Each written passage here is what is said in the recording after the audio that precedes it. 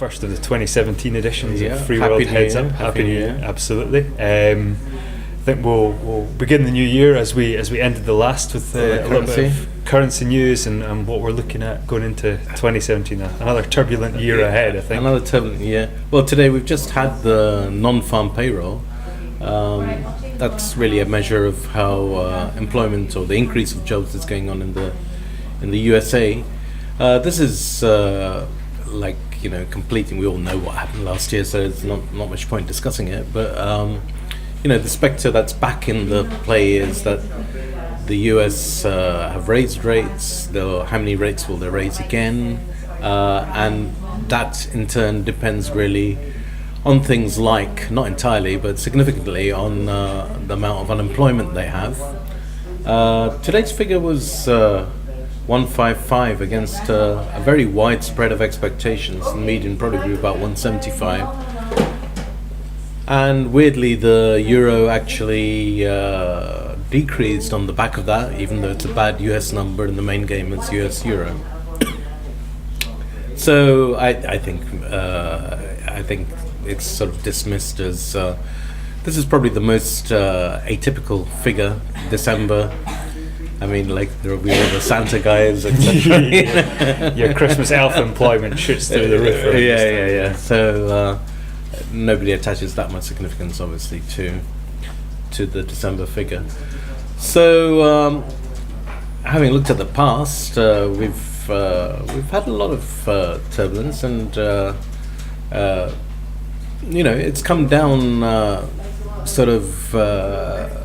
Indicating with more unknowns, really. We've got the Brexit unknowns. We've got what Trump will actually be like in governance. Was he going to calm down? Is he going to? He seems to be carrying on tweeting. Yeah, there seems to be no let up there. No, not at all. No. And there seems to be more disruption, as it seems like maybe Russians might have been more involved than everybody considers. But on the euro side, we don't know what Trump is going to be like in actuality. We've got 40% of the population of the EU going for some kind of election in 2017. So we can see the EU, which actually has been producing some quite good figures recently. As has Britain, but then, I hate to be a party pooper, but, if your currency's gone down, I mean, the euro is pretty far down from the start of the year and start of last year. Britain, of course, is hopelessly down because of Brexit. Well, if you sell the same amount of imported stuff, your turnover is going to go up, isn't it, by the amount that, So we're measuring everything in pounds and euros and whatever is internationally related, which is pretty much everything. Even if your wheat is English, you sell it at international prices. Of course.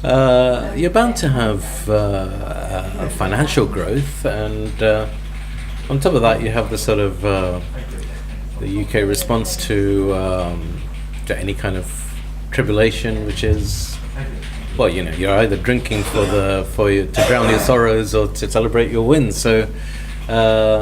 That's people are spending money, that's for sure, and the amount of money that they have to spend to buy anything which is imported or internationally related, just about everything, has gone up. So both these economies are showing quite well, even though the currencies are developing. One thing that might be an outcome of Trump's election, though the Fed is autonomous, it's not under the president's direct influence, but we have in the past seen the Fed adopting a weak dollar policy.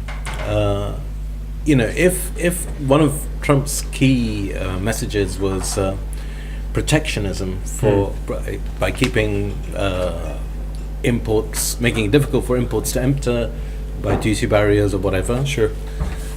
And also, making American goods more competitive, and to do that, you want a cheap dollar. Ever since the election, the dollar's firmed up quite a lot. So it may be the case that he'll adopt also a weak dollar policy. So it makes the amount of money he owes less as well.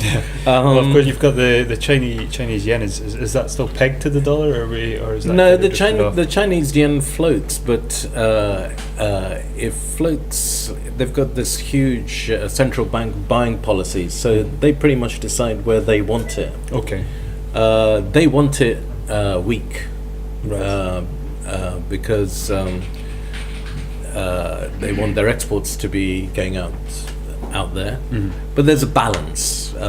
If workers can't buy new iPhones and this kind of things in China, then it all starts to go wrong again. Yeah.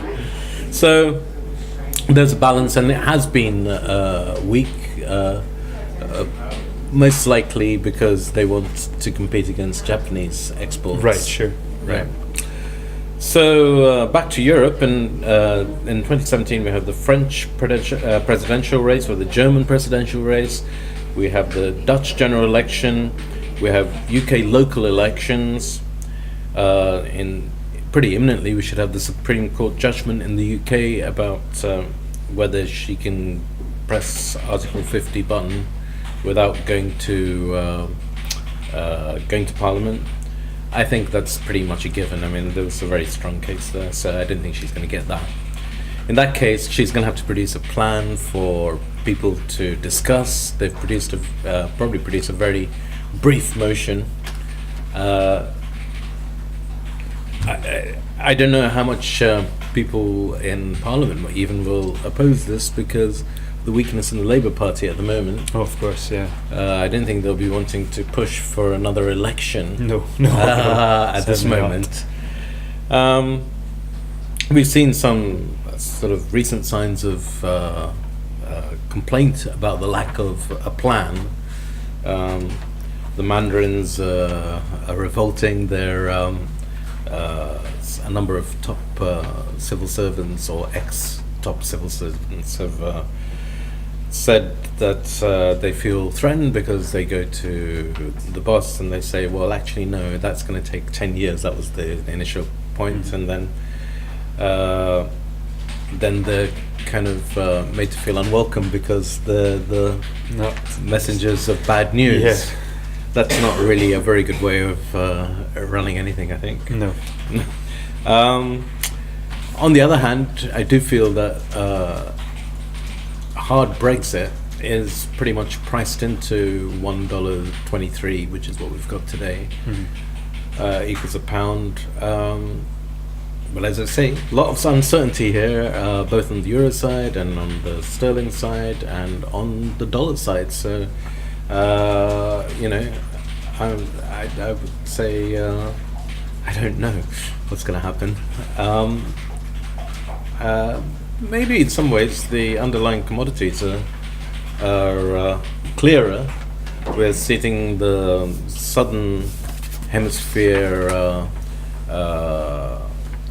weather conditions pan out now. We're not that far to harvest in Chile, and some news about prunes. Yeah, so I think this year there's kind of a consensus that the prune harvest is going to be slightly earlier this year than in previous years. We're looking at harvest start of February.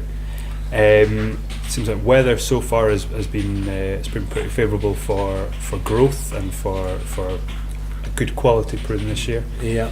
The expectation is for larger sized prunes available.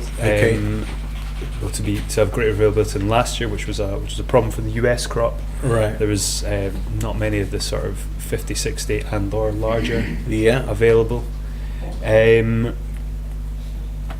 So I mean, inventory at this stage still early doors, but doesn't look like it's going to affect pricing too much at this stage. So we'll see that develop as we get further into it. Yeah, the Chileans will use this lead that they have in time to try and get close to American prices rather than since there are so few large prunes around. Absolutely. So they will,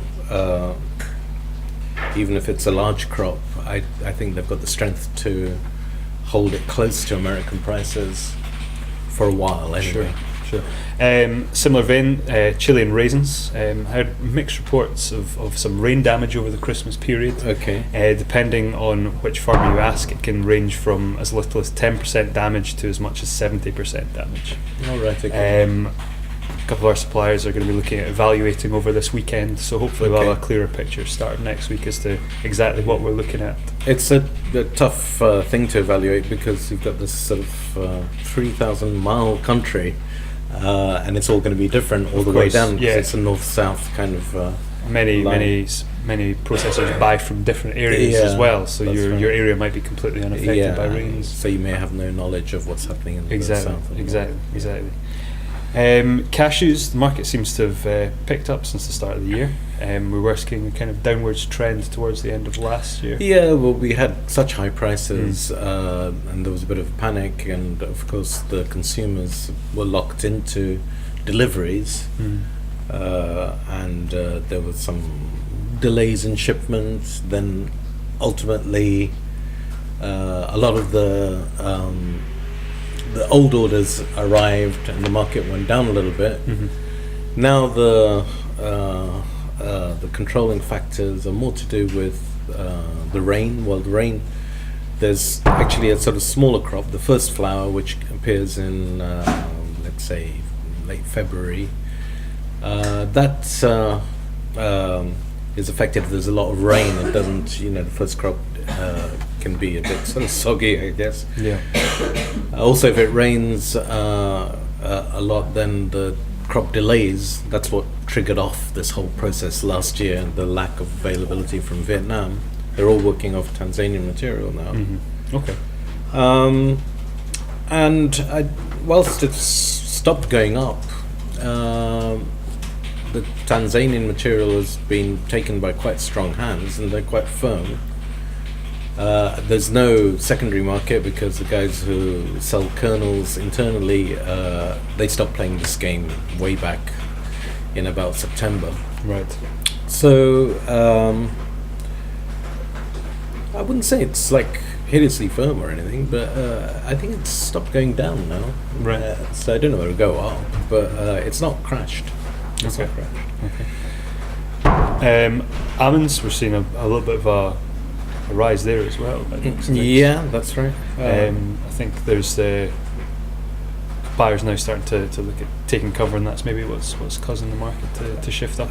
There were two things. One was that you have two sorts of growers. There's the call and the pool growers. The pool callers growers basically the huller. Sorry, the shipper is in control of what they do with the stock, so they don't have to call them. Right.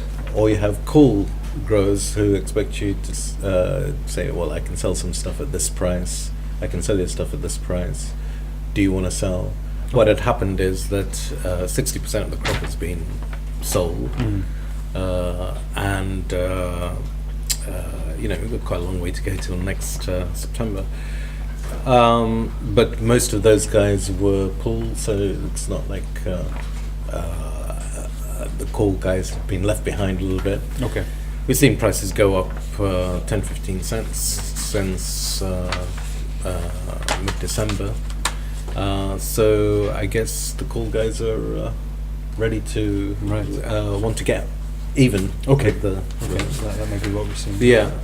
Still, in all these markets, at this stage of the year, when many of the contracts haven't been made yet, we'll see demand has a bigger say in the game. Right. For instance, cashew, the prices will now be based on 450, 460, as opposed to 370, 380, which people were paying 450 to deliver. Right. Sure. Yes. So we may see some reduction in demand, and eventually that will build up to some weakness. You can't just have something going up all the time. There is an effect. And another one of the big rises we're seeing at the moment is pecans from the US. Apparently we're seeing as much as a 25% reduction in the Mexican crop compared to last year. The Chinese bought apparently significant volume for in-shell for their new year, which is going to be at the end of January, at the end of this month. As much as 70% of the Georgian crop has been bought by in-shell Chinese demand. So it's so these are very high prices. I mean, eye-wateringly high prices. But if you've got pecans on the menu, you might as well just get in now, because it doesn't look like anything's going to change. It's strengthening, and from what I'm hearing, it's not going to show any weakness for a considerable period of time. So the old days when farmers used to want to protect their markets have gone, and the Chinese purchasing, of course, is for the new year. I guess New Year festival. So it's happened, right? So there's no doubt about it. I think there are quite good records of what's in the cold stores for in-shell pecans. So the numbers are clear. We can see right across. I mean, there's no carryover from the previous crop whatsoever. It's all gone. And there's been a big run on the start of this crop. So fait accompli. I mean, depends when you're in a position what you do. There's no point running after the bus if you're never going to catch it. But it doesn't look like the bus is stopping. No, it does not. It does not. But I think that's the biggest movers of the start of the year. And we'll come back to you, of course, at the start of next week with some news on the flames and some more updates on some other crops that maybe haven't shown as much movement but are still worth keeping an eye on. Things will become clearer on the flames within another couple of weeks or 1 week even. So stay tuned. Yeah, absolutely. Good to speak to you again in 2017, and we'll speak to you later. Thanks. Bye-bye.